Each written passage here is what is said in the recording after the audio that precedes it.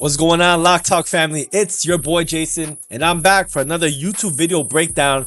Hey, if you guys like me coming up here and dropping these gems, hit that subscribe button, leave a comment for the YouTube algorithm. It only motivates me more and more to come up here and keep on doing these video breakdowns. And hey man, we had an amazing video breakdown yesterday. I said the main play was the over on that Ravens game, and they went over the total, took to the very end, but nonetheless got the over. That line never hit 3, so I never pulled the trigger on the Chargers. So discipline is number one in this game. But in NBA, we absolutely killed it in premium.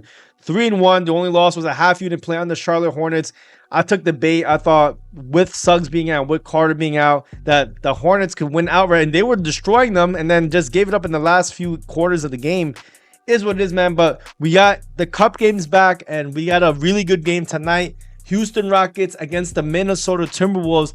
Let's talk about it. And if again, guys, leave a comment. Who do you guys think is going to win this game? I'm going to break this game down, and then I'm going to give you guys what I would kind of do for a side and the total. Obviously, this whole video is for about information. So if you do want to know exactly what I'm giving out to all my guys in premium, hit that link below. Go to my premium winnable and grab a package. I'll put a special discount for all you guys down below, so you guys can get in for an insane discount for supporting me on this YouTube journey. My goal is to get to 1,000 subs, and we're on the way there, man. So let me go clip this on myself so I don't have to like keep on holding it. And also let me get a little bit of a drink. And let's talk about this game, man. So far on the season thus far, I want to talk about the spread. Obviously, this is a cup game. Timberwolves have not been doing that great so far this season. I think, like, you know, I thought the trading Cat was a bad move in my opinion. I never thought Randall was a really good player.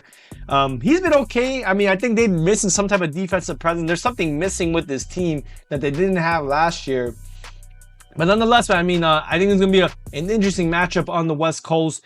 Rockets been one of my favorite teams to bet on last year and even this year. They're definitely getting a lot more respect. Timberwolves 8-8 so far in the season, and things have really changed. I think it's really because Anthony Edwards has been playing so much more differently. I mean, he shoots a lot of threes, but hey, I mean, I've digressed. So far on the season, covering wise, the Rockets have been 12-6, while the surprising enough, the Timberwolves have been, I believe, 8-8. It says it right there. I just want to make sure I'm double checking on another site that I got. They're actually 6-10 on the spread so far this season.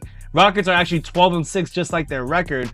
So really crazy, man. I mean, Rockets been one of the best covering teams in the NBA. Also top 3 in the NBA in covering. The top 3 teams are the Cavaliers, the Nets, and the Rockets. So, you know, does that mean we go bet the Rockets immediately? Absolutely not. But they are getting points, plus 3.5.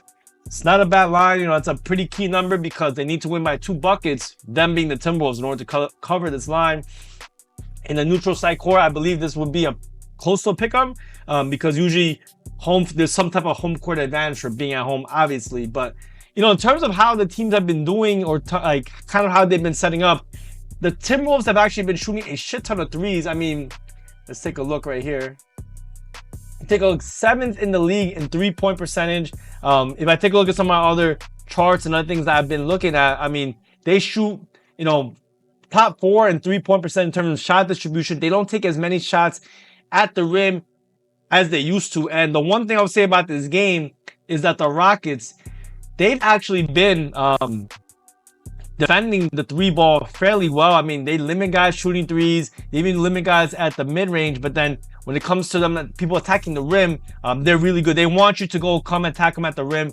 And the Timberwolves have not been doing that so far this season. I mean, I think they did a lot more when Cat was there. But, I mean, guys like Edwards, they've been shooting a ton of threes. Even Randall, you already know I hate Randall. Randall does not shoot at the rim, even though he probably could. He's a really physical guy. He has a decent mid-range, but he likes shooting threes too. So I think in terms of the defensive and offensive matchup for the Minnesota Timberwolves, they have a tough matchup, man. The Houston Rockets are actually pretty good at doing what the Timberwolves do best. In terms of injuries, I mean, we do have Jalen Green on as a game time decision, but I think he's going to play. Same thing with Conley. I don't know about Ingles. I don't know if he's playing, but he comes off the bench. He's not like super important, but he is pretty good. He can light it up if given the opportunity. On the other side, Rockets, they haven't been the best offensively. They've been a really good defensive team, but when it comes to their offense, they take a lot of mid-range shots and actually a lot of shots at the three-point line as well with Jalen Green, Brooks. They don't attack the rim too much, but as you already know, the one thing that's been kind of different about this game or about the Timberwolves so far is their defense. Their defense is not the same as last year. They were a top 3, number 2 defense in the league last year. And so far this year, it hasn't been the case. I mean, they're ranked still in the top 10 in defensive rating, but definitely a step back from last year. They've been very good at limiting, very similar to the Rockets, limiting the three-point line and the mid-range, but they've been just basically wanting you to attack the rim, going against Gobert and the size of guys like McDaniels, things like that. But they haven't been too effective. Even if they limit the mid-rangers, I mean, guys have been able to shoot on them in the mid-range. And the thing about the Rockets is, I will say this, the Rockets actually have been not that effective in the mid-range or the three-point line. They attack a lot at the rim, and probably been the most effective over there. So another situation where the Minnesota defense actually matches up pretty good against this Houston team. So I think the matchup's kind of a wash. Both the Houston Rockets defense goes well against what Minnesota's good at. The same thing goes on the other way. Minnesota is really good at stopping mid-rangers and forcing you to shoot at the basket. And hey, man, I mean, the Rockets, that's probably their only strength, though, is attacking the basket. But I mean, the Timberwolves have been very, very good at limiting that. So I don't know. I'd say it's kind of a wash, maybe a slight edge to Houston, but they have not been the most effective on the offensive side. And the one thing that's always concerning is if Anthony Edwards can get his things going off, he can shoot the three, he get into a rhythm. This may cause some trouble for Houston because Houston has not played fairly well on the offensive side, but their defense is top 3 in the league right now. In terms of the pace, both teams, I mean, the Rockets actually played at a very fast pace. The Timberwolves, slower pace, 22nd in the league so far. So I don't know how much I love, this situation for them, but I want to see if I could take a look at the line. Let's see. Let's take a look at the. Let's see, I want to take a look at the spread, but I want to see where the line movement's at. So take a look at the line movement so far. It looks like it's pretty split, 50-50 almost. I mean, I'd say maybe more of the public bets, according to this chart, are on the Timberwolves. Timberwolves obviously at home. They have the home court advantage. They also need to win by a blowout if they want to move on in this cup game. So they're going to go for broke, in my opinion. So if they do win, they're probably going to have to win by a large margin. They're going to keep their guys on the floor. But the same thing with the Houston Rockets. Like, the one thing unique thing about this setup is that both teams want to win by point differentials. It's like soccer where even if you win, you want to win by a lot just in case there's some type of like tie to move on to the next round. You want to have that point differential.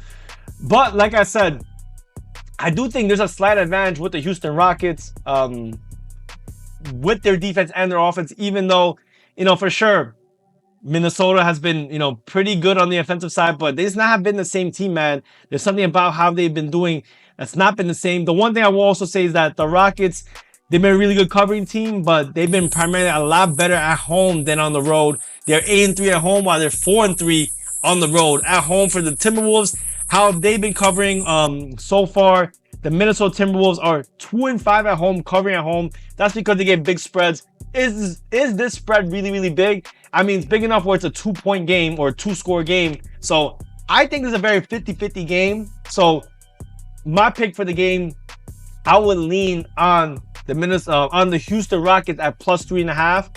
For the total in this game, it really depends on who's able to impose their will. I do think because of the urgency to get points, to get point differentials, this game could go over. I think the Rockets will play at a fast pace, and the Timberwolves may mirror that fast pace, especially if the Rockets are getting their shots off. I do think there are a lot of guys that match up well against this Minnesota Timberwolves defense. So Jalen Green, Van Fleet, Sengun, even though he's smaller than Rudy Gobert, I do think he's kind of like Jokic, not as good as Jokic, but he has that quick feet where he can give Gobert some problems. So I will lean with the over, but it's not like my favorite bet on the board. I do think 220 is a fair number. I had this line around capped like at 218, 219, so 220 is not terrible. This line can move throughout the day, but I do think in a game that's, in my opinion, kind of 50-50, I like the Houston Rockets plus 3.5, guys. But hey, if you like this video and you want to see more of me, hit that subscribe button, leave a comment. Who do you guys think?